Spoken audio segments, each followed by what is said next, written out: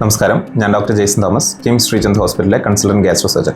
ഇന്ന് ഞാൻ പറയാൻ പോകുന്നത് പാൻക്രിയാറ്റിക് ക്യാൻസറിനെ പറ്റിയും അതിൻ്റെ രോഗലക്ഷണങ്ങളെ പറ്റിയും അതിൻ്റെ ചികിത്സാ രീതികളെ പറ്റിയുമാണ്. നമ്മളിൽ പലരിലും, പ്രത്യേകിച്ച് പ്രായമുള്ളവരിൽ കാണാറുള്ള ലക്ഷണങ്ങളാണ് വയറുവീർപ്പ്, ക്ഷീണം, വയറുവേദന, വയറിലെ അസ്വസ്ഥത, വിശപ്പില്ലായ്മ. പലപ്പോഴും ഇതിൻ്റെ പിറകിൽ പാൻക്രിയാസുമായി ബന്ധപ്പെട്ട അസുഖങ്ങളോ അല്ലെങ്കിൽ പാൻക്രിയാറ്റിക് ക്യാൻസറോ ആയിരിക്കാം. പാൻക്രിയാറ്റിക് ക്യാൻസർ താരതമ്യേന ഗൗരവമേറിയതും രോഗനിർണയം നടത്താൻ വൈകി പോകാൻ സാധ്യതയുള്ള ഒരു ട്യൂമറാണ്.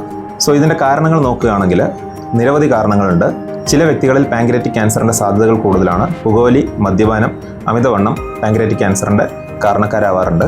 അതുകൂടാതെ ക്രോണിക് പാൻക്രിയാറ്റൈറ്റിസ് എന്ന രോഗ അവസ്ഥയുള്ളവർക്ക് പാൻക്രിയാറ്റിക് ക്യാൻസർ വരാനുള്ള സാധ്യതകൾ കൂടുതലാണ്. ക്രോണിക് പാൻക്രിയാറ്റൈറ്റിസ് തന്നെ ട്രോപ്പിക്കൽ ക്രോണിക് പാൻക്രിയാറ്റൈറ്റിസ് ഉള്ളവരിൽ ജനറൽ പോപ്പുലേഷനോട് കമ്പയർ ചെയ്ത് പാൻക്രിയാറ്റിക് ക്യാൻസർ വരാനുള്ള സാധ്യതകൾ 8 തൊട്ട് 10 മടങ്ങ് അധികമാണ്. ഇതുകൂടാതെ കുടുംബചരിത്രം അല്ലെങ്കിൽ ജനറ്റിക് കോസസ്, BRCA മ്യൂട്ടേഷൻ, ഹ്യൂജ് ജഗർ സിൻഡ്രോം, ലിഞ്ച് സിൻഡ്രോം തുടങ്ങിയ ജനറ്റിക് സിൻഡ്രോംസിന്റെ ഭാഗമായി പാൻക്രിയാറ്റിക് ക്യാൻസർ വരാം.